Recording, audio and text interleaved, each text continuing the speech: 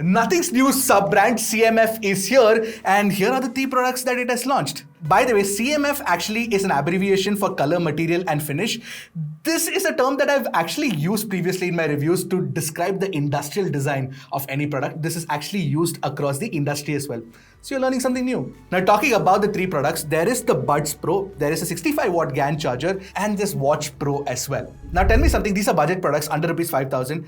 Do they deserve the Pro moniker? And if there is a Pro version, then where is the base variant? Maybe CMF is launching something later. Anyway, for this review, I am actually not going to be talking about the GAN charger, nor am I going to be talking about this watch. I am going to be talking about the audio product, and you guys already know that. So it's called the Buds Pro and it's priced at 3,500 rupees. And is it a good option in the 3 to 4,000 rupees category? Well, that's exactly what we're going to find out in this review. If you're here for the very first time, I'm Arshad. You're watching Track and Take English, your destination for detailed, incisive gadget reviews.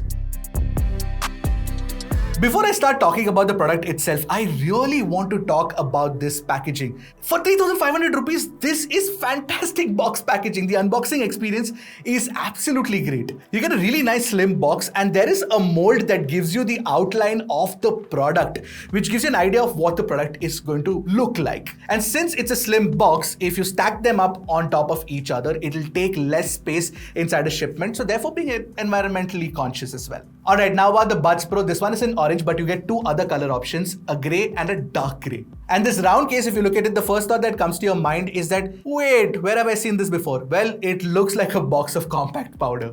Now this shade of orange, if you look at it, is extremely bright and maybe a little too funky for your taste, so you can pick up the grey variants instead. But it does look good. And what I remember is that, JBL used to be another brand that had orange products. I've never seen an orange product from JBL in the recent past. But I mean, orange is a really nice color. I like it. Now with respect to the construction of the case itself, it's all plastic and you've got a metal hinge for the lid to open up. And this metal hinge feels sturdy enough, but there's one thing I noticed is that there's a little bit of a flex and a little bit of a give when you do this. Otherwise, it's very nice, tough plastic. You've got a Type-C port at the rear for charging, and you've got an LED indicator light as well. And once you open it up, there's this very nicely hidden button that can put the buds in pairing mode. But one thing I noticed about the case itself is that it's slightly larger than most buds in this price category. So if you're somebody who likes wearing, tight-fitting jeans, then this might be slightly tough to slide into. That's what she said. By the way, one of the favorite tests that I like doing in these reviews is the magnet test, where I yank it out of the buds, and here's what's going to happen with this one. The quality of the magnet is really weak on this one, so you will have to be very careful that you don't drop it. I used to be in Bombay and I used to travel by local trains, and it's very easy to lose these buds if you're not careful with them. Alright, let's talk about the buds itself. The outer stem is really nice. You've got this very nice matte finish, and you've got a glossy housing as well. And the fit is very, very good. And the thing I like about the buds is that it's only 4.8 grams in weight per bud, which is pretty light, so you can wear it for long listening sessions without facing any discomfort. And you can change the silicone tips. Do change the silicone tips to the size that is correct for your ear, because you have to get the right fit to get the right amount of bass as well. Also, the buds have IP54 rating on them, which is a good thing. Now, once you start using the buds, you've got support for Google Fast Pair, Microsoft Swift Pair as well, and it is on the Bluetooth 5.3 protocol. And you must be wondering if CMF has a separate app for the buds. Well, that's not really the case. It works with the Nothing X app, which is present for the Nothing Ear products as well. So this Nothing X app, like you all know, is available on both iOS and Android, and it's designed pretty well. On the app, the first thing that you'll notice is a nice picture of the product itself and the charge that's left in the case and the individual buds. Apart from that, you can also tune the equalizer setting, you can change the controls, and you can also change the noise controls, which is basically active noise cancellation transparency mode. And there are levels to active noise cancellation as well. You can keep it high, medium, or low. And once you've digged further deep into the setting, you will notice that you can switch off the in-ear detection, and you've got a low latency mode or a gaming mode for Nothing phones specifically.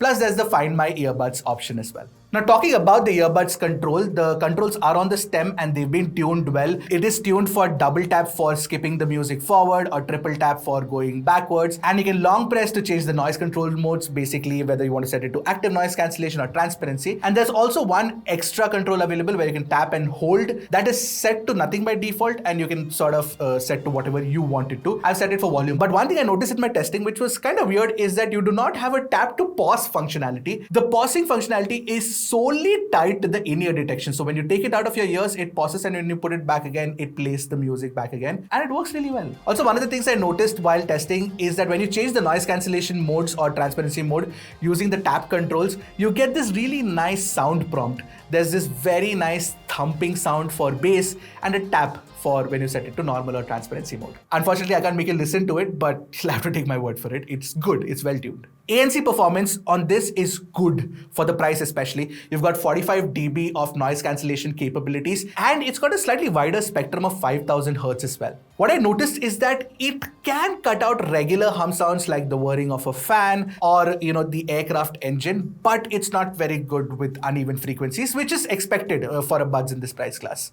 Now, if you want ANC that's tuned even better, you'll have to spend more on something like the Enco Air 3 Pro or the Realme Buds Air 5 Pro. Transparency mode has been tuned very well. Nothing is slightly conservative with the tuning, primarily because it doesn't elevate the sound a lot, but you can hear everything crystal clear, so that's very important. And your sound inside your head doesn't sound robotic, so that's good. I really like the fact that budget earbuds are also doing transparency mode well these days. And that's a mode that I've started to appreciate more in the recent past because, when I'm actually wearing these earbuds and doing some work, then if somebody comes and talks to me, then I switch it on to transparency mode immediately. All right, let's come to the part where we talk about the sound quality. Forget about the specs. What's important is how they sound, and nothing clearly claims that they've tuned it for bass. Now, before I start talking about sound signature itself, let me tell you that at higher volumes, it does tend to leak a lot of sound. But yes, it can also get really loud. So even at 80% volume, it's good enough. So like I mentioned, the sound tuning is more towards the bass and the mid-bass response is tight, very tight. However, let me tell you something, when I was testing Punjabi by Timmy Trumpet, in that until the 28-second mark, there's a lot of mid-bass on offer and it's pretty tight. And once the 40-second mark hits and there is the sub-bass frequency kicking in, that's when the sound starts getting very boomy. I think when you're looking at bass, it should have been overall tighter, but only the mid-bass is very tight, but the sub-bass is kind of loose and boomy. But one thing's for certain, if you're somebody who listens to a lot of EDM, which is basically a lot of thumping and boisterous sound, you're gonna like the sound signature of the Buds Pro. Actually, in fact, even the treble response is not too bad. There's a fair bit of extension, and in Time by Pink Floyd, in the starting section where you have those chimes, it does do a fairly good job for a pair of budget truly wireless earbuds. Now, my initial impression after listening to these was that this is a proper U-shaped, sound signature, but that's not really the case. It's more balanced because the mids are also very well realized. It's more balanced, but the bass, especially the sub bass, gets a lot of prominence. So thankfully, there is no auditory masking happening with the mids itself because the mid bass is kind of tight and that doesn't bleed as much as the sub bass does. So when the sub bass bleeds, it bleeds into the mid bass more than the mids itself. Now let me explain this with a song that I tested in Dil Gira Daftan by Ash King in Delhi 6, which I think is the best song in the album. Until the 205 mark, Ash King's sound or his vocals sound really, really good. But after that, Rahman brings a very nice, subtly introduces the sub bass beat in the whole track, and that becomes a part of the backing sound.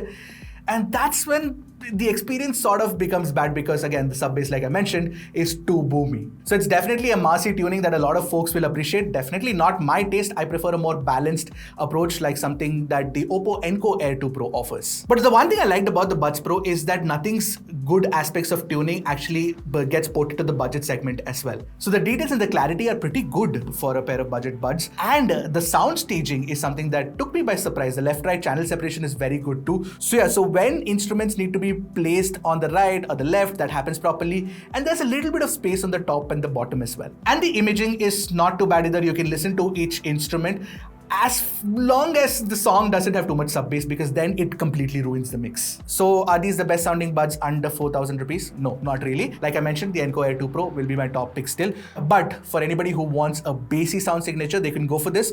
and this might be in the top 5. Now the battery life on these buds are actually very good. With ANC on, you can get 6.5 hours from the buds itself, and with ANC off, you can get up to 11 hours. And with the case, you can get 3 charge cycles as well, which is not too bad. Now, as for the mic quality, there are 3 mics on each bud. The one thing I like about the sound of the mic itself is that it doesn't make me sound robotic or it doesn't make me sound muffled. At least my voice comes through clearly. It should have been louder, but it's not really the case. Hi, this is a mic quality test on the CMF by Nothing Buds Pro. There are 3 mics on each earbud, so let me know what you guys think of the sound quality.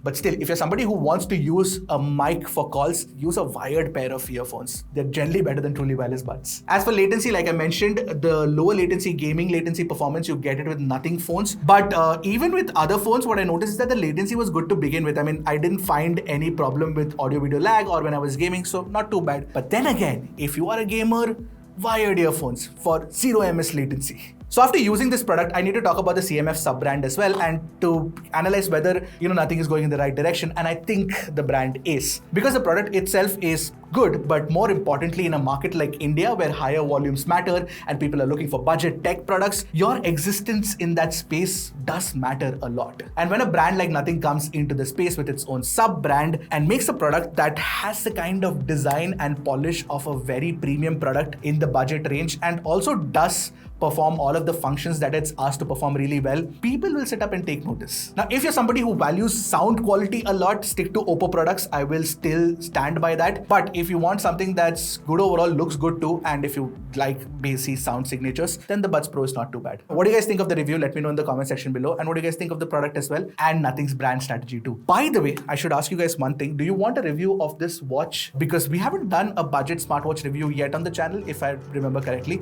So we'd love to change that if you guys want a review of this one. Alright, that's it for this video. I'll see you guys in the next one.